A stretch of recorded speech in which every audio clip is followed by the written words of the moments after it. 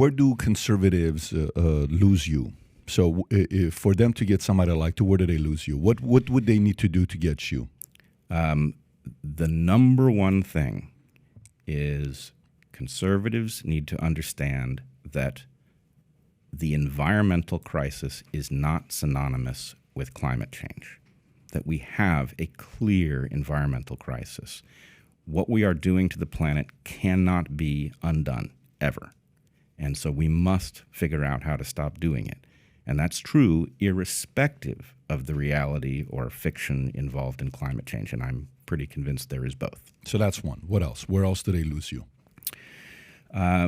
The idea that we should return to a prior state with respect to how we deal with each other socially, right? So there is a recognition that something has gone very wrong, for example, in the relationship between the sexes. That's simply true. It's gone very wrong. But we can't go back. There's nowhere to go back to, right? Things began to change radically at the... What do you mean we can't go back to? Be specific. So when you're saying they want to go back to, what do they want to go back to? A traditional relationship between men and women. And there are aspects of a traditional relationship that I think ought to be resurrected. But we can't go back because what changed our circumstances was the introduction of reliable birth control. That was the thing that changed. And everything else it's sort of a cascading set of dysfunctions that have arisen downstream of that, because what it did is it removed the central logic of the system. And I'm not claiming that the central logic of the system was fair. I don't think it was. But the central logic of the system was reliable and had been reliable literally for, well, there's an argument to be made for hundreds of millions of years. Right, the reality of male and female and the relationship between those two phenomena had some consistency for hundreds of millions of years. It had certainly been consistent for human history and prehistory. And then suddenly the introduction of birth control alters that relationship in a fundamental way. And there was there was a certain amount of consternation over what would happen, but it wasn't, I don't think it properly understood that it was going to rob the system of the incentive that had driven civilization forward. So let's stay there. Okay. So one, conservatives don't have climate change as their priority, is what you're saying? Not climate change. This is the problem. Environmental... sustainability, let's say. Okay. When conservatives hear somebody say environment or environmental crisis, their mind transmutes that into global warming because this has become the flagship issue.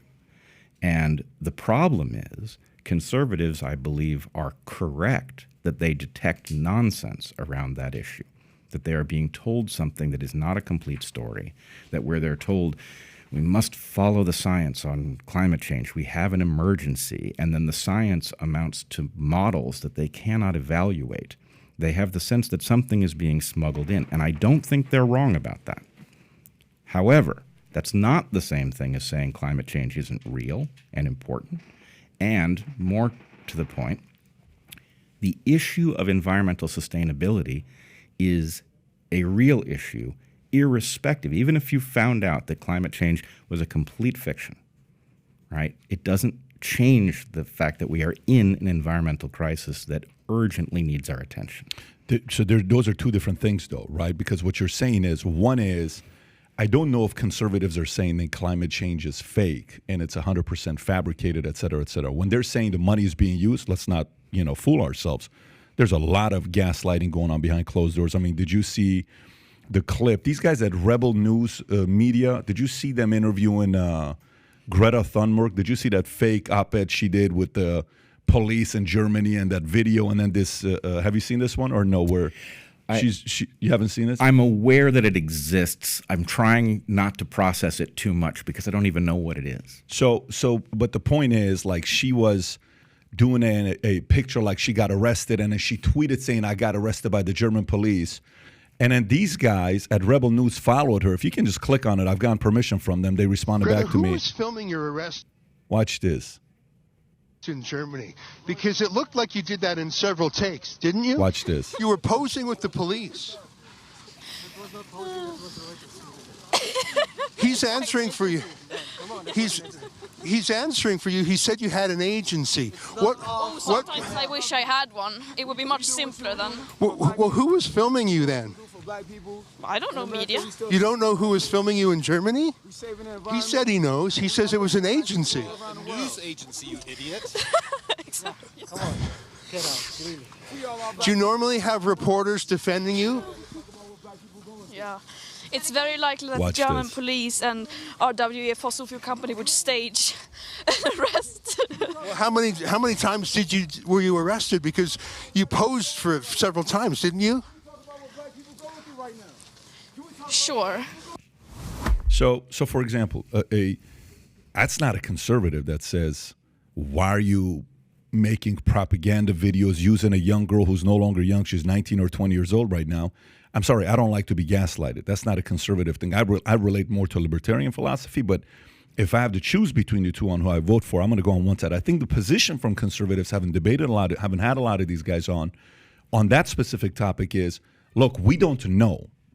You know, where the left says, no, we know this is the number one crisis we're dealing with, and the conservatives are saying, we don't know for a fact. You know, the Earth's been around for a long time. How do you know for a fact? How do I know for a fact? So let's keep that as a discussion versus I know for a fact, right? And then the second part you talked about on going back to, Birth control. family nucleus, going back to traditional family values, birth control, which 1950 kind of changed the game when that came out.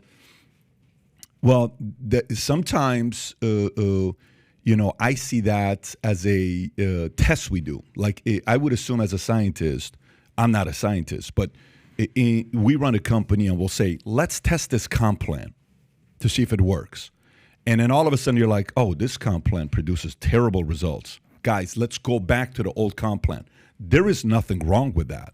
When you introduce a new compensation structure or a new model or a new segment or a new show and you're like, dude, this is a terrible show we just launched. We did 10 of them already. They don't like it. Let's just cut it. We're not going to continue funding this show. What's wrong with saying this one area we were willing to be gentle with and open-minded to, guess what? It's not producing the right results. We got to go back to the principles that produce results. So are we talking about climate change or are we talking Second about... one, not climate change. We're Second talking one, about yes. family nucleus, dynamics. yes. Oh, nothing's wrong with it except that it's never going to happen. What do you mean by that? What I mean is prior to reliable birth control, there was a structure that was imposed on us by nature. And again, I'm not defending it as fair, but what it was coherent. And that structure came from the fact that human babies are incredibly expensive to raise. And I don't mean that financially. I mean the investment that goes into a human baby is like no other creature. What that means is that it requires more than one person to raise one, which then means that a woman would be crazy if she had a choice to choose to produce an offspring that she would have to raise alone if she had the option to raise it with a partner. Okay? So it is that extreme cost which falls initially entirely on women that they can then redistribute with a partner. That cost drives the system. On the flip side of that, you have the fact that sex for men is one of maybe it is the most potent motivator in the universe.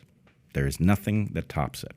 And so, in a world where women guard their reproductive capacity carefully because they do not want to accidentally produce a child for which they will be fully responsible for raising it, men have to live up to whatever standard women set in order to be worthy of a sexual relationship, which is the ultimate goal of the evolutionary exercise. That was a coherent world. Not fair, but coherent. You introduce birth control, in which sex and reproduction are now technologically separated from each other. And that logic no longer works. Now, it took decades for it to fully break down, but we are at the point where this logic has now given way. And young people do not inherently see the logic of finding a partner. They don't inherently see the logic of producing offspring. And while not having a partner and not producing offspring are valid choices, I would defend people's right to make those choices, the degree to which people have lost sight of why they might want to do those things should be alarming to us. So is your position pro-choice, pro-life? Is that what you're saying as your second one, to make it a little bit more specific for the audience? I'm not really advocating for a solution here. We could talk about what solutions might be. No. The question I'm asking is, like, when I said, what do conservatives need to do to get your vote? And you said number one is sustainability, the fact that they don't even want to give the, where I said to you, I think the left is more certain that there's climate change. The right is just saying, let's be skeptical and let's be open to the fact that maybe there isn't. Maybe this is a natural cycle. The second one you said, how, 1950, the birth control. So is your second one saying that the right is too convinced that it has to be pro-life where it's pro-choice? This is a funny issue. I have known since I started thinking about it decades ago, that there was vastly more agreement on the issue of choice than we acknowledge, that our discussion has become extremely polarized. But most people fall out in a camp that believes there is some right to terminate a pregnancy very early, while we are talking about something that has certainly the potential to become a human, but does not have the characteristics of a human yet. And people grow increasingly uncomfortable the closer we get to the moment of birth. That's where almost all of us are. Now, there's a group of people who has a religious perspective that I respect, which says you're interfering in a divine process. Something has decided to produce a child, and you are deciding to override it. And that is the reason that a certain brand of religious conservative does not see any room for terminating a pregnancy. But that is a small fraction of the population. Most of us believe there is some right to that technology, and that right grows less and less compelling the closer we get to the moment of birth. Okay. So, by and large, I don't need religious conservatives to give up their commitment to their understanding of how the universe works. And frankly, I think the bias that this is a sobering decision is the right one, for sure. But, how should society be governed? Well, it should be governed approximately where we all fall out. We're not overly comfortable with this process, but we believe that it has to exist in some form for lots of reasons. I mean, rape and incest being an obvious case where, for most of us, the idea that a rapist can inflict a pregnancy on a woman and that she has no right to end it is preposterous. Yeah, that by the way, that's also where conservatives are conflicted, meaning amongst each other. So I don't know if that makes sense. Like, some of them are from the standpoint of, no, even if it is rape, even if it is this, even if it is that, you still got to do it, which, that's considered extremist if a person wants to take that position. And some say, no, that's not the part I'm talking about. The part I'm talking about, which, by the way, I saw a joke the other day by a guy. I want to give this guy a shout out, Jeffrey Asmus, which I thought was very funny. Have you seen this one where he gets up and he says, I never understood why Republicans are pro-life. He says, Republicans should stay pro-choice. He says, you know why? He says, wait for it. It's going to take you 5 seconds to get this. He says, why? He says, because most kids that get aborted are liberals. Did you get it? Yeah. So you're sitting there kind of thinking about it, where what a heavy joke right there, because if you think about who and what ethnicity pro-choice hurts the most, it's, most of the abortions in America, if you can look at the data, you know the data already yourself. But okay, so let's go past this one. Wait. I think there's one point that needs to be on the table, because I do know that conservatives are conflicted amongst themselves about this question, and there is an argument that absolutely belongs on the table in that argument. What's that? Or in that context. The argument is there actually has to be a right for a woman who has been raped to terminate that pregnancy, and I would hope that it happens as early as possible for many reasons. The reason is an evolutionary one. If you create a scenario in which a woman is forced to carry the product of rape to the point of giving birth and raising this child, you are opening up a strategy for rapists to reproduce. And the problem is that... That's extreme, Brett. You're taking a very extreme position. In what way? I mean, so here's the part that both the left and the right does, that they take an argument that happens less than 1% of the time, and they use that as the basis for the argument on why 100% of the other side's position isn't right. But I'm not saying that. But that's a very small, minute position, in case that we're talking about. Why? Tell us why. Because rape is not something that is, as... If we take 100 of the pregnancies that happen, and we say, well, let's really get some data on what caused these pregnancies. One night stands, boyfriend, girlfriend didn't, use a condom. You were on the dates you were off. You forgot to take the pill. How often do people forget to take the pill? There's a lot of kids that are born because somebody forgot the Wednesday pill or the Friday pill. You got somebody that just wants to have the kids because the tax code benefits somebody having kids and getting free money from the government. Another one could be, let me lock up a guy who's got money. Man, if I have his baby, he has to pay me, child support. The tax code benefits women getting pregnant as to a certain sect that do take advantage of that system. But to say rape would be at the bottom of a very low probability, small fraction. Very. Let's keep it that way. That's my point. Is that if you open the door to a strategy in which a rapist who can trigger a pregnancy can basically force a woman to give birth to that child and, in most cases, to raise it, what you are doing is you are inviting a future in which rape is more common, right? Because it becomes a viable evolutionary strategy. I don't know if I agree with that, because there's two things to it. Forget about the viable strategy. One of the strategies of raping is you're going to jail. Okay? Well, so the crime, the punishment, we can make that more severe. Where in certain cities in America, it's not treated that way. Certain cities in America, it's kind of like, well, he's okay, let's give him a second chance, third chance, fourth chance. There's a lot of cities in America that have rapists walking around because they're forgiven rapists.